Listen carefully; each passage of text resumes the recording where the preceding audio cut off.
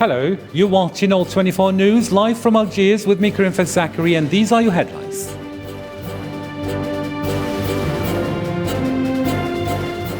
Tens of thousands of Zionist occupiers marched through AlAqsa Old City on Sunday after the flag march marking the Zionist conquest of the Holy City amid tensions with Palestinians who view the annual procession as a provocation.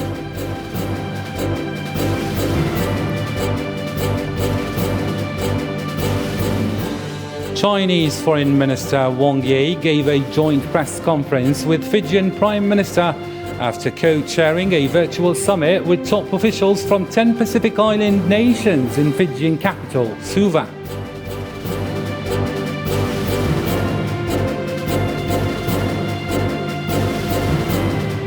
German Economy Minister Robert Habeck on Sunday expressed fears that the European Union's unity was starting to crumble ahead of a summit to discuss an oil embargo against Russia and plans to cut dependence on Russian energy.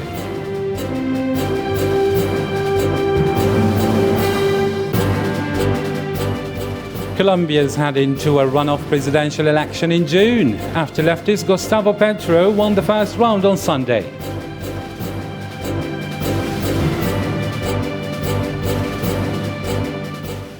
Hello again, those were today's top stories. Here's what's on tap today. Tens of thousands of Zionist occupiers marched through AlAqsa Old City on Sunday for the flag march, marking the Zionist conquest of the Holy City amid tensions with Palestinians who view the annual procession as a provocation. The tension was high in AlAqsa even before the start round of this march, part of the centre of Al-Aqsa to El Burak Wall, below the esplanade of the mosque. They want to show the world that the Damascus Gate is devoid of its Arab inhabitants and its original inhabitants. But behind the checkpoints, thousands of Al-Aqsa inhabitants are gathering on the outskirts of the city. They want to reach the Damascus Gate, but the occupying forces are denying them access. To the United States now, Joe Biden visited the memorial of last week's school shooting in Uvalde, Texas, where 21 people, including 19 children, were killed. Dozens of people paid tribute to the victims on Sunday, with many urging politicians to respond to gun violence. Marwa Baliwer reports. President Joe Biden and First Lady Jill Biden faced yet another grieving community affected by a mass shooting, this time at a Texas elementary school that killed 19 students and 2 teachers.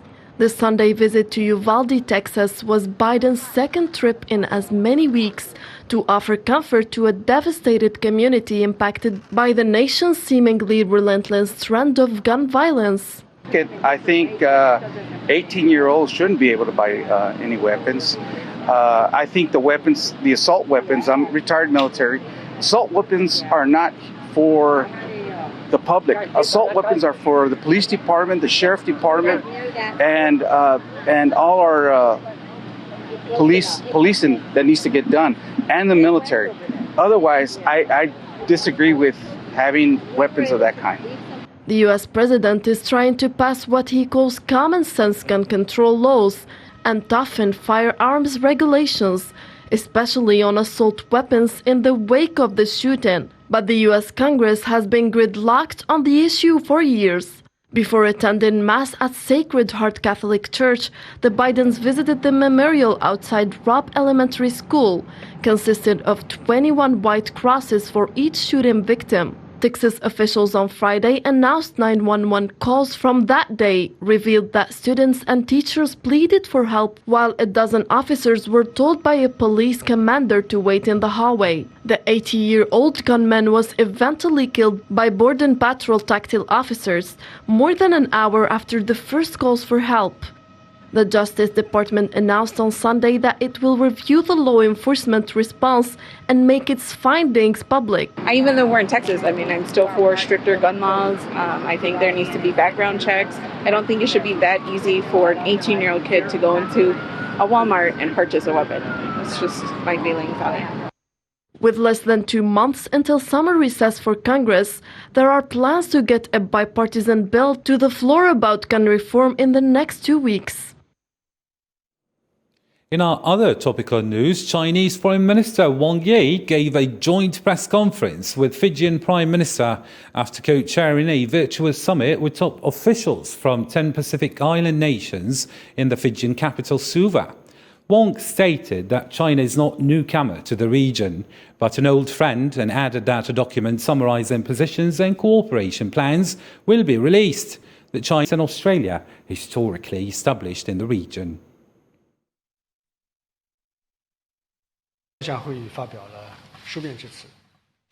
President Xi Jinping sent a message on the occasion of this meeting, fully demonstrating China's great concern for the developing Pacific Islands.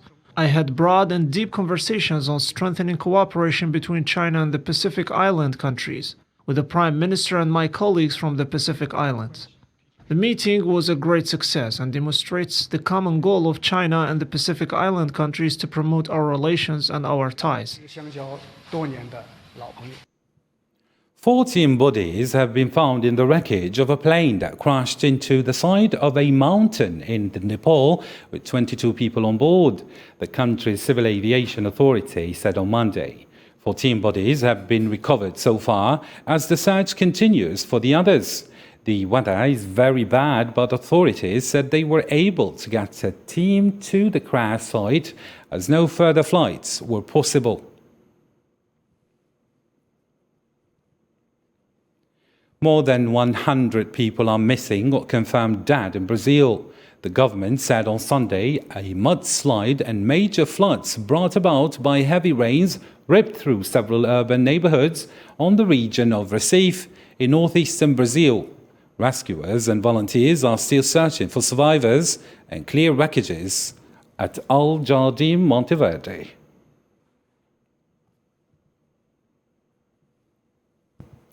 Fierce battles are taking place in eastern Ukraine for control of the Donbas region as Russian forces threaten the cities of Severodonetsk and its neighbor Lysychansk after Moscow declared control of the strategic town of Liman. Hussam Bakan in this report. For the first time since the start of the Russian special military operation in Ukraine, President Volodymyr Zelensky visited the Kharkiv region in the east of the country, from which Moscow has withdrawn in recent weeks. Wearing a bulletproof vest, Zelensky saw the heavily destroyed buildings in and around Kharkiv.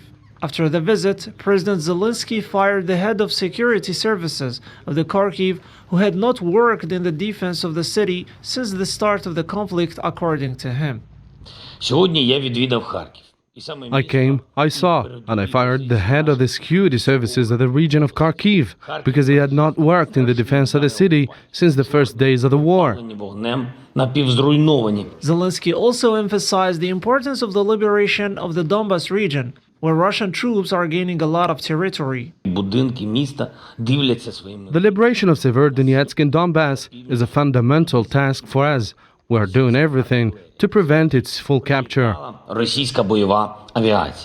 Speaking at a regular press briefing, Defense Ministry spokesman Igor Konashenkov said that Russian missiles had struck a depot located within one of the industrial enterprises in the Donbas region. High-precision long-range missiles of Russian aerospace forces destroyed an important ammunition depot of the armed forces of Ukraine in the warehouse within one of the industrial enterprises in the east. Bombarded almost daily since the start of the Russian operation on February 24, Kharkiv, the country's second city, has been experiencing a break for a few weeks. With the departure of Russian troops to the east and south, the eastern part of the city nevertheless remains sometimes targeted. Still with the Russia-Ukraine file, Russia's president appears to have linked a possible reopening of Ukraine's grain exports to the lifting of Western sanctions imposed, while his French and German counterparts stressed the importance of a Russian departure and real peace efforts from Moscow. Meanwhile, farmers across Ukraine are unable to sow the land. missing a critical planting window while also struggling to ship harvested crops out due to Russian blockade of Ukraine's critical Black Sea ports. Briam Zien with more. Putin told the leaders of France and Germany that Moscow was willing to seek for means to export grain held in Ukrainian ports, but that the West must first relax sanctions in the midst of a worldwide food crisis. On Saturday, during a long phone call with French President Emmanuel Macron and German Chancellor Olaf Scholz, Putin blamed erroneous economic and financial policies of Western nations for the difficulties in providing grain to international markets. The Kremlin leader also warned Macron and Scholz against ramping up arms supplies to Ukraine, saying they could further destabilize the situation. For their part, the French and German leaders urged Russia to lift the blockade of the Ukrainian port of Odessa to allow the export of grain. The two Western leaders also asked Putin to hold direct serious negotiations with his Ukrainian counterpart Volodymyr Zelensky. Putin said Moscow was open to resuming dialogue with Kiev, but without mentioning the possibility of direct talks with Zelensky. Russia and Ukraine account for nearly a third of global wheat supplies. While Russia is a key global fertilizer exporter, and Ukraine is a major exporter of corn and sunflower oil. And the lack of grain is pushing food prices up and pressing countries already facing shortages toward famine. The new French Minister of Foreign Affairs, Catherine Colonna, visiting Ukraine, headed on Monday to Bucha in the suburbs of Kiev, where massacres of civilians took place, of which Russian troops are accused by the Ukrainian authorities. After the departure of Russian soldiers from this locality at the end of March and the discovery of hundreds of corpses of Ukrainian civilians, Bucha became the symbol of war crimes imputed to Russia by Ukraine. You have to tell yourself that it shouldn't happen again and wish them the best and that peace returns as soon as possible. It's their wish. You heard it. France is on their side, with its friends, its allies. It will do everything possible to bring peace back. German Economy Minister Robert Habeck on Sunday expressed fears that the European Union's unity was starting to crumble ahead of a summit to discuss an oil embargo against Russia and plans to cut dependence on Russian energy. EU leaders will meet on Monday and Tuesday to discuss a new sanctions package against Russia, which could also include an oil embargo and a program aiming to speed up ending dependence on fossil fuels, including to take Serbia into the European Union, but has spent recent years cementing ties with Russia, a long-time ally. On Sunday, Germany's coalition government and the Conservative Alliance reached an agreement on the terms of a €100 billion increase in military expenditure. Both parties agreed to create a special budget for the armed forces after more than 3 hours of negotiations in Berlin. The special fund, according to German Chancellor Olaf Scholz, is a significant step forward for Germany's and Europe's security. On Twitter, Olaf Scholz stated that with €100 billion, the Bundeswehr would be able to better execute its defense duty than ever before.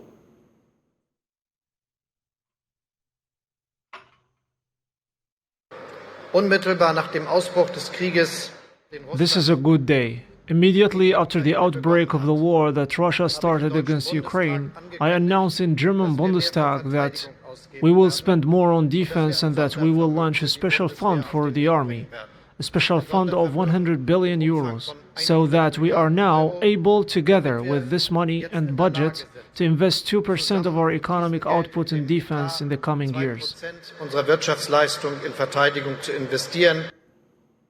Stormont parties will again urge the Democratic Unionist Party to back the election of a new speaker when the assembly is recalled at noon on Monday.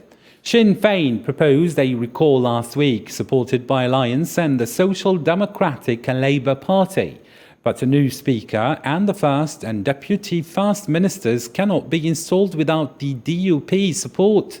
It said it wants action first on the Northern Ireland Protocol and dismissed Sinn Féin's move as a stunt.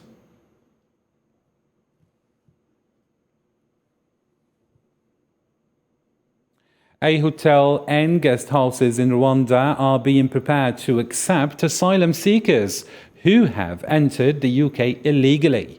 It's part of contentious agreement between Rwanda and the United Kingdom to deport unlawful migrants to Kigali. The idea attempts to deter desperate migrants from crossing the England Channel by flying them 6,400 kilometers to Rwanda, where they would be permanently settled. Both the United Kingdom and Rwanda have experienced domestic opposition to the contentious scheme, with at least 2 UN bodies speaking out against it. Colombia is heading to a runoff presidential election in June, after leftist Gustavo Petro won the first round on Sunday. Petro will face an independent candidate in the second round after getting 40% of the votes, 10% short of what he needed for securing his victory. Zahra Farjani with more. Colombian left-wing candidate Gustavo Petro came on top of the first round of the presidential election with a lead of more than 2.5 million voters, garnering 40.32% according to the official results, counting 99% of the votes. Petro has promised his supporters profound economic and social change that will guide Colombia to amelioration. There are changes that are not changes, but rather suicide. We want to invite all of the Colombian society to embrace a real change, a forward and constructive one, a change that will allow us a new era, much more prosperous. Petro will be opposed on June 19 to the millionaire Rodolfo Hernandez, a controversial figure often nicknamed by the local press the Colombian Trump, who came second with 28.20%. Hernandez, the former mayor of the city of Bucaramanga, was able to present himself as an alternative anti-establishment candidate, despite being investigated himself for a number of misconducts. To those who voted for me, I want to say that I will not disappoint you. I will be fulfilling my commitment to you all. My commitment is making Colombia a country with opportunities for all. Hundreds of supporters gathered in Bucaramanga to celebrate the result of the first round of Colombia's presidential election. I am very excited that Dr. Rodolfo is the new president of the people of Santander and the whole country, because we are tired of so many bad things. Rodolfo must be the president. Supported by all the traditional establishment of the country, the conservative candidate Federico Gutierrez came third with 23.87%. Gutierrez claims that Petro is not suitable to preside over the country. Gustavo Petro, for everything he has said and done, is not good for Colombia. It would be a danger for democracy, for freedoms, for the economy, for our families and for our children. Colombia is heading to a runoff presidential election in June. The question now is whether the left-wing candidate Gustavo Petro will be able to convince enough voters to support him in representing the real change needed in the country. Sudan's military leader, General Abdel Fattah al-Burhan, has lifted a state of emergency that was imposed following a coup on October 25th last year. The Transitional Sovereign Council said in a statement on Sunday, Burhan issued a decree lifting the state of emergency nationwide. The council said in a statement the decision was taken to create the right atmosphere for a fruitful and meaningful dialogue that achieves stability during the transitional period. An Egyptian court sentenced former presidential candidate Abdul Monaim Abul Futuh and several prominent figures from the banned Muslim Brotherhood to lengthy jail terms on Sunday, on accusations including plotting to overthrow the state. Abul Futuh, who is in his early 70s and according to his family suffers from severe medical conditions, was sentenced to 15 years in prison, subject to appeal, the court ruling said. Right groups say thousands of politicians, activists and journalists are detained in Egypt after unfair trials or without legal basis.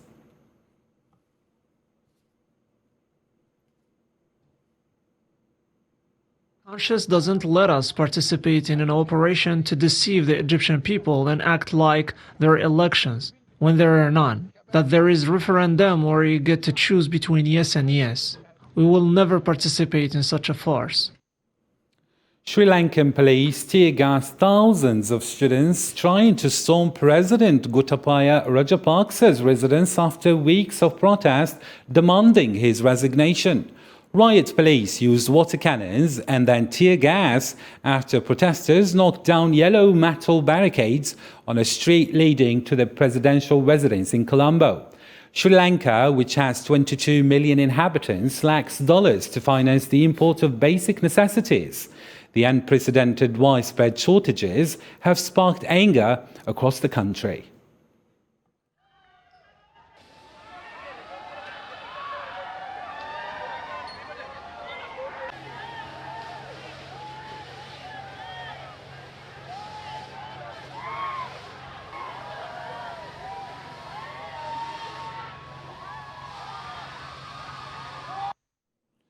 Taiwan's parliament erupted in violence on Monday as lawmakers clashed over a bill that critics say could be used to overturn former President Chen Shui-bian's conviction on corruption charges. Legislators say that the current president has taken advantage of Taiwan's recent COVID-19 outbreak to pass the legislation discriminating the use of secret state expenses by the executive.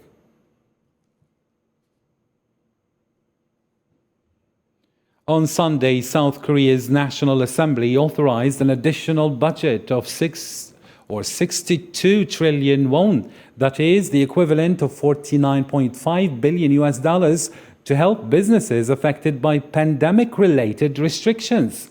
The authorized sum was 2.6 trillion won, higher than the 59.4 trillion won announced last month, and would mostly be used to compensate small enterprises and self-employed for losses resulted by the COVID-19 restrictions. All right, it's time for a reminder of our top stories for today.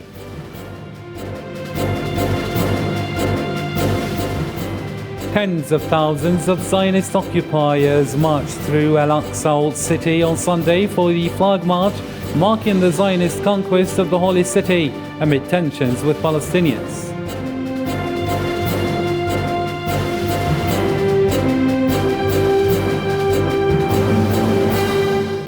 Chinese Foreign Minister Wang Yi gave a joint press conference with Fijian Prime Minister after co-chairing a virtual summit with top officials from 10 Pacific Island nations in the Fijian capital, Suva.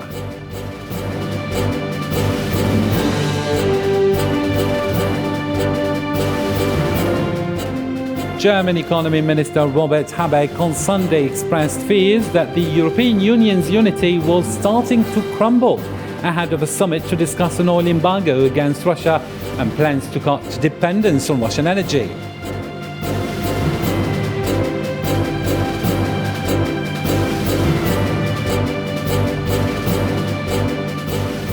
And finally, you watched Colombia is heading to a runoff presidential election in June after leftist Gustavo Petro won the first round on Sunday.